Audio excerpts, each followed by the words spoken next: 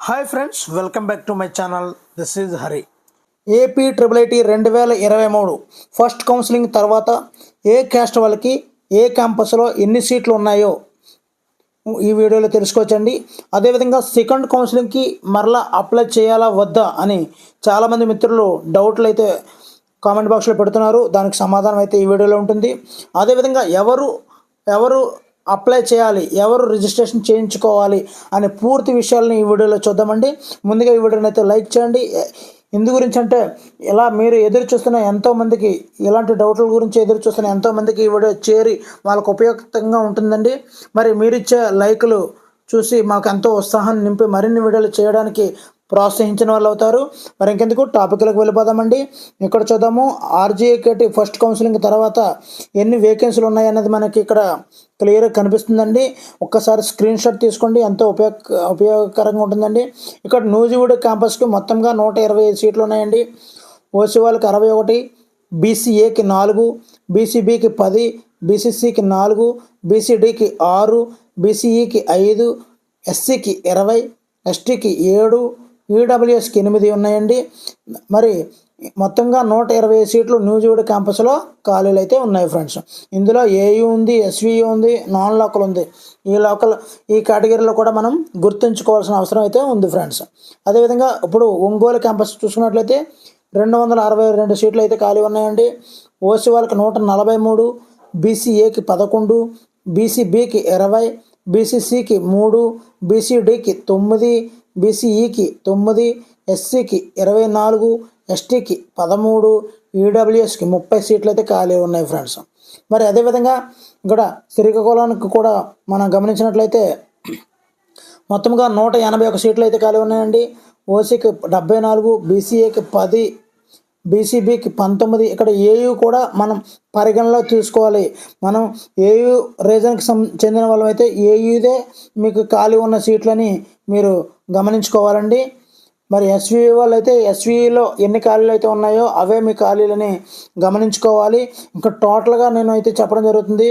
ఇక్కడ స్పెసిఫిక్గా non local ఎన్ని ఉన్నాయి, ఏయూ ఎన్ని ఉన్నాయి, ఎస్వీ ఎన్ని ఉన్నాయని క్లియర్గా ఇక్కడ మెన్షన్ చేయడం అయితే జరుగుతుందండి. పూర్తిగా మీకు ఇక్కడ చూడండి.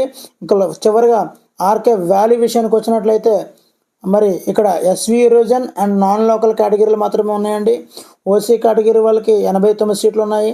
బీసీఏకి 11, బీసీబీకి 13, బీసీసీకి 3, బీసీడీకి 9, బీసీఈకి 9, ఎస్సీ 23, ఎస్టీ 12, ఈడబ్ల్యూఎస్ 14.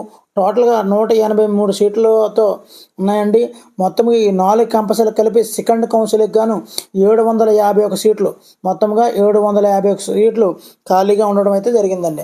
అదేవిధంగా ఇక్కడ ఫస్ట్ పేజ్ కౌన్సిలింగ్ తర్వాత ఇక్కడ స్పెషల్ కేటగిరీ అభ్యర్థులకి మరి ఖాళీలను అయితే ప్రకటించడం జరిగిందండి.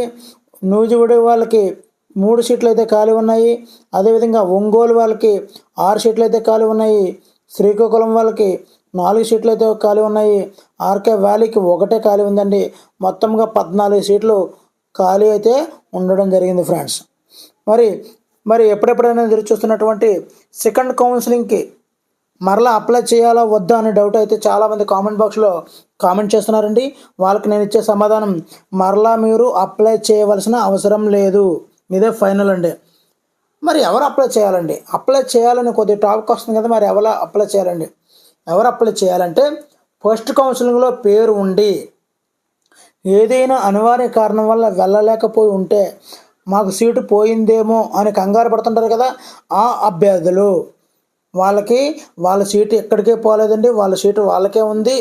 మరలా ఇప్పుడు రిజిస్ట్రేషన్ చేసుకోవాలండి. 1వ తేదీ లోపల ఈ యొక్క వెబ్సైట్లో రిజిస్ట్రేషన్ చేసుకోవాలి.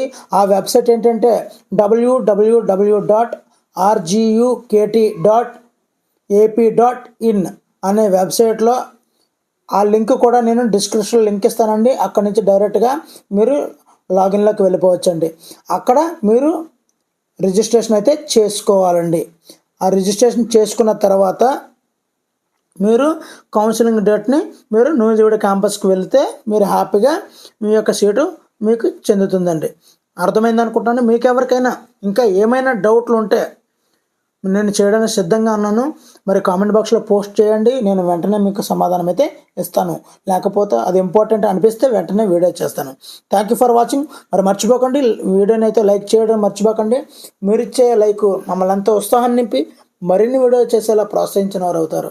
ఇది మీకు ఎంతో ఉపయోగకరంగా కూడా ఉంటుంది. Thank you for watching. Me Hari signing out.